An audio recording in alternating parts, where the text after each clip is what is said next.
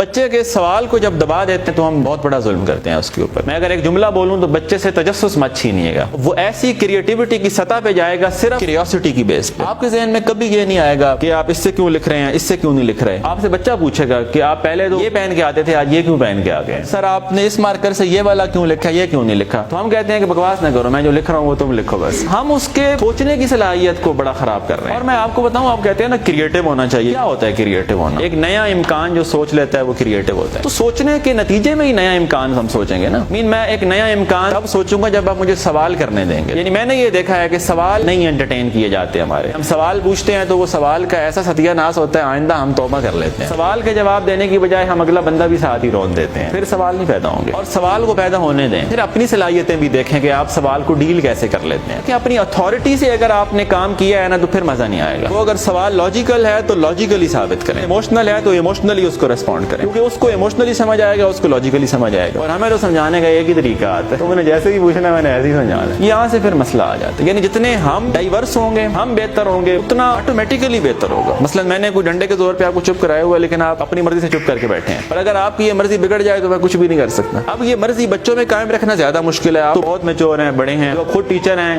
یہ بات سمجھتے ہیں. تو لیکن وہ صلاحیتیں بھی ضروری ہیں, کیونکہ زندگی میں بہت ٹف کلاسز ملتی پڑھانے کو, جہاں بچوں نے یہ سوچ رکھا ہوتا ہے کہ آج پڑھانے ہی نہیں دینا, لیکن آپ نے بڑے طریقے سے یہ ثابت جو کرنا ہوتا ہے, کسی کی سنے نہ سنے آپ کی سنے وہ.